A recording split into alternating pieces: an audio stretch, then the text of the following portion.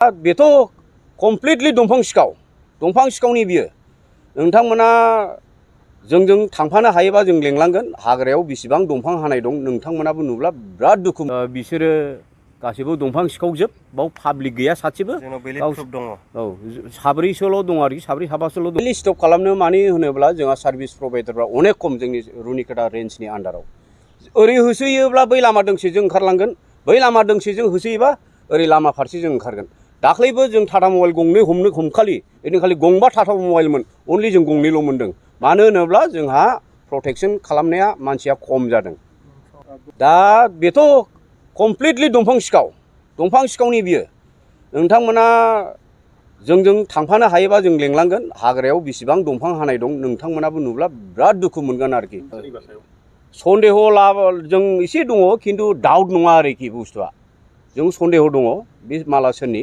खिन्थु डाउट नङा आरोखि जों दाबो क्लियार मोनाखै नालाय दंफां सिखावा सोरनि खिन्थु माला टटेलि दंफां सिखावनि आरोखि बाव सार्भिस प्रभाइडारनि मोनसेबो इनभल्भ गैया आं जावले बेखौनो बुंबाय थादों सोरबा जुदि सार्भिस प्रभाइडारनि मानसिया जुदि बेयाव इनभल्भ दङब्ला बास एभिडेन्स देखाय जों बेखौ जेलाव हरनाय जागोन आरो बे सार्भिस प्रभाइडारनिफ्राय बेखौ आउट खालामनाय जागोन दा दंफां हानाया आवगोलाव मास मोनथामनि सिगां बिराद एभेलेबेल दंफां ओंखारदोंमोन ओमफ्राय मास मोनथाम मोनब्रैनिसोनि उनावहाय खम जाबाय आरोखि मथा मथि दाख्लैल' मथा मथि गंनै गंथाम हाबदोंमोन आरोखि गंबा हाबदोंमोन गंबायाव गंनैखौ मोननाय जादों आरोखि अनेक खमायबाय आरोखि दा अननानै आं खावलायो दंफां सिखावफोरखौ बिथांमोनखौ गासिबो जोंनिनो दादा भाइजोब सिनायजोबलायखायो जोङो जोंनि लकेलनि जोब बांसिन बिथांमोना अननानै दंफांखौ दाखावसै अननानै दस्रा बिजनेस लाइनाव हाबदो माहाजोन जाजोबखाबाय नोंथांमोना न'खौबो दाखांनो हाजोबखाबाय बे बिजनेसावनो बेनिखायनो आं खावलायदों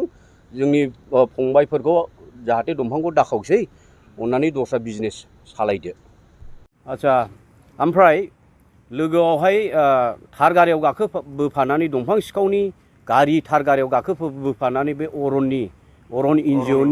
अरन एनजिअनि सासे मेम्बारा बोरै एटाक खालामखो सान्तिपुरनि साहा बेयावथ' गासिबो जोंनाव फुल डिटेल्स भिडिअ दङ जोंनि फंबाय आं नामखौ बुंला फंबाय जायो आङो बिसोरो गासिबो दंफां सिखावजोब बाव पाब्लिक गैया सासेबो दङ औ साब्रैसोल' दं आरोखि साब्रै साबासोल' दङ ओमफ्राय पाब्लिक लाखिनो नागिरदोंमोन हायाखिसै होननायाबो बे फल्स आरोखि नंथारा आरोखि बियो फल्सथार आरोखि दा बे अरन एनजिअनि सासे सोद्रोमा जालायनानै दंफां सिखावनि थाराव गाखोलायनानै बोरै दंफां सिखावजों हेल्प होखो बिलाय आंथ' एनजिअनि नंगौना नङा आं सासपेक्टसो दं आरोखि आंथ' मिथिया नालाय नै आं सोर नों मिथिगौ नामा होनलायनायावसो बेबो सासे एनजिअनि मेम्बार दांलै नंनानै आं बे बाथ्राखौ दिनै नोंसिनि मिडियानि सिगाङाव आं बुंनाय जाबाय आरोखि बिथाङा जुदि एनजिअनि मानसिमोनब्ला फरेस्टनि सार्भिस प्रभाइडारजोंसो हेल्प खालामनांगौमोन बिथाङा दंफां सिखावफोरजों थाफानानै माबोरै बिदि एटाक खालामखो उल्था आं बेखौ आसरित नांदों आरोखि जाबाय दा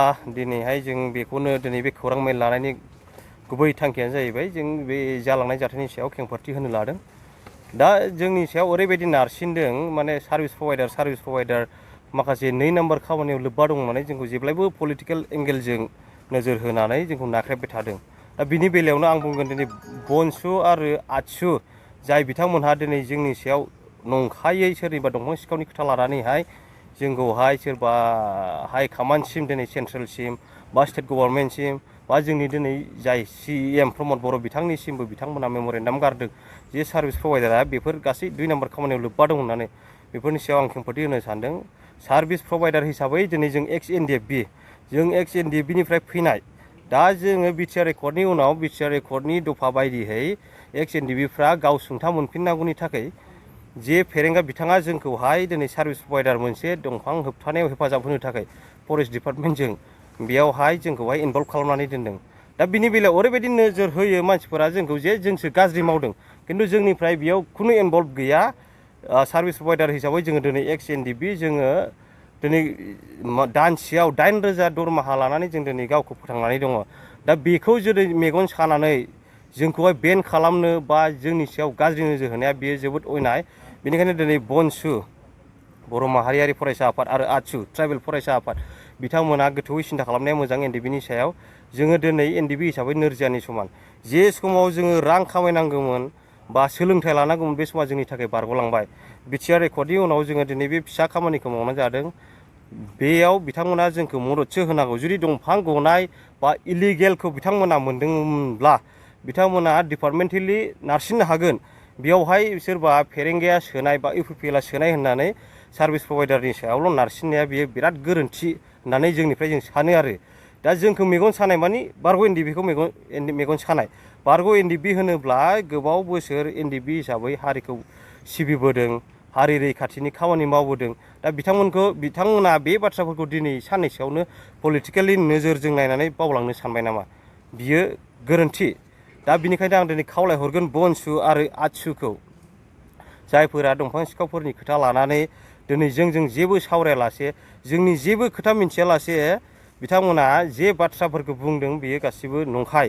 बिनिखायनो बिथांमोना जाय मेम'रेन्डाम होदों बिथांमोना बोखांनानै लाफिननांगौ आरो जोंनि इयुनखौ बिथांमोना साननांगोन। दिनै एक्स एनडिबि हिसाबै जों नोरजियानि समान। जोङो हाजो थाबायनानै सोरबाबा गुलि गावजानानै जों दिनै देहाफ्रा थिग नङा। बिनिखायनो जोंनि बे फिसा खामानि मावनानै जानायाव बिथांमोना मेगन सायिया मोजां आरोखि। दा आरो बेखौनो खावलायबावगोन जोंनिफ्राय, दिनै बिथांमोना दंफां खावदों जोंनि मानसिया होननानैहाय जोंनि मानसियानो हा होयो होननानै, हा होनायनि उनाव लायो होननानै बिथांमोना एलिगेसन लाबोदों। बे कमप्लिटलि नंखाय। मानो होनोबा जाथाया जानायनि सानसे सिगां बिथां दंफां सिखावफोरनिफ्राय गंनै गारि हमनो मोनदों। गारि हमनो मोनखांनायनि उनाव सं दाननानै मोनबाय जे दंफाङा हाग्रायाव आद्रा दंबावो। आद्रा दंबावोखौ सं दानखांनायनि उनाव जोङो लायनो थाङो, जोंनि स्टाफआ लायनो थांनाय समाव जेब्ला बियो 8 ट्रेक्टर खमैबो 9 ट्रेक्टरसो बे माला दंबावोमोन आरोखि। बेखौ लानानै फैबाय थानाय समावनो बिथांमोना गावसोर दंफांखौ मोनलाङाखिसै नालाय, बिनि एगेन्स्टआव नंखाय मिडिया लेंहरनानै बिथांमोना जोंखौ नंखाय बांसावदों। बे नंखाय। बेखौ जों हायाखै, बिथांमोनानो हादों। दंफां सिखावफ्रानो दंफां सिखावफोर हानाय बै दंफां आरोखि, बेखौसो जोङो लायनो थांदों। लानानै जोङो रेन्जआव लाबोदों। मानो होनोबा बे गोग्लैसोनानै थाखाबाय। जुदिसे जों बेखौ लायाब्ला, खरसा खालामनानै एसेब्लाबो जुदि जों लायाबा बिथांमोनानो बे दंफांखौ खावखागोन निस्सय। बिनि थाखाय जोङो बे दंफांखौ लायनाय जादों आरोखि। दा बेनो आरोखि जोंनि फोरमायनांगौआ। दा बिथांमोनखौ बेखौनो बुंगोन, बै समाव बिपिएफ सरखार बा खाम्फा बरगयारि बिथांनि समावबो फरेस्ट डिपार्टमेन्टआव गोबां साख्रि सोलांदों, नङा होमबा? दा बे समाव बिसिनि समावबो माखासे जानाङै जाथायफोरा जालांदों। नाथाय बे समाव खोथाया ओंखाराखै जे खाम्फा बरगयारि बिथाङा फरेस्ट डिपार्टमेन्टआव सोनाय मानसिफोरा दंफां खावो बा नैबेबायदि खालामो होननानै खोथा ओंखारफेराखै। दा जोंबो साख्रिसो मावदों। दिनै इउपिपिएल सरखार फैबाय, बिजेपिजों लोगो नांनानै। फेरेंगा बिथाङा फरेस्ट डिपार्टमेन्टनि इएम। दा बिथाङा दिनै जोंखौ बेयाव एंगेज खालामदों। दा बिथाङा जोंखौ फेरेंगाया सोनाय होननानैहाय जे नाख्रेबबाय थानांगौ पलिटिकेल नोजोरजों, बे नङा। इलिगेल नुदोंबा डिपार्टमेन्टेलि बिथांमोना नाख्रेबनो हागोन। खिन्थु सार्भिस प्रभाइडार फेरेंगाया सोनाय होननानै बेखौ नाख्रेबबाय थानानै बेखौ दिनै बै मोनथायनिफ्राय जे बन्सित खालामनो नाजादों, बियो इनाय आरो। थासारिखौ दिनै जोङो सिगां समफोराव 100आव 90% दंफां सिखावा सोलियोमोन। दिनै सार्भिस प्रभाइडारा फरेस्ट डिपार्टमेन्टजों इनभल्भ जानायनि उनावहाय खमैबो नोङो 100आवहाय 90% बा 80% दंफां सिखावा खमायदों। बेखौ जों बुंनो हायो। जों प्रेक्टिकेलि जोङो दिनै संकसनिफ्रायहाय दा ओरै चिरांसिमखौ जोङो पेट्रलिं होयो नालाय, बिनि जायनि थाखाय जोङो मिन्थियो आरो बे खोथाफोरखौहाय। दा खमायदों, खमायाखै नङा, खमायदों। बिनि बेलायाव दंफां सिखाव बांदों होननानै जोंनि सायाव फल्स एलिगेसन लाबोबाय थायोबा बियो जोङो साननानै लानांगोन जे पलिटिकेल एंगेलजों नोजोर होनानै जोंनि सायाव नाख्रेबदों, बेखौसो जोङो साननानै लागोन आरोखि। खिन्थु जोंहा बेयाव पलिटिकेलजों जेबो सोमोन्दो गैया। ना बिपिएफ ना इउपिपिएलजों दिनै, ना बिजेपि ना कंग्रेस, जोंहा पलिटिकेलजों जेबो सोमोन्दो गैया। जोङो एक्स एनडिबि हिसाबै दिनै जोङो बिटिआर रेकर्डनि उनावहाय गावसुंथा जे रिहेबिलिटेसन, जों बेखौ दिनै जोङो बिटिसि सरकारा जोंखौ एपइन्टमेन्ट होनाय हिसाबै जों बिटिआर हालामाव दिनै बे खामानिखौ जों मावदों। बेयाव जोंहा पलिटिकेलजों जेबो सोमोन्दो गैया। आरो पलिटिकेल नोजोर होनानै जोंखौ नाख्रेबबाय थानांगौनिबो गोनांथि गैया। जों मावनांगौ बिबानखौ जोङो मावदों। जोंनि बेकग्राउन्ड बा जोंनि जे मावनाय बेफोरखौ जुदि बिथांमोनहा मोजाङै मिथिनोब्ला जोंनि रेन्जार, डिएफअ, सिएसटि बिथांमोननिफ्रायबो बिथांमोनहा ग्राउन्ड रिपर्टखौ लानो हागोन आरोखि। बेनो।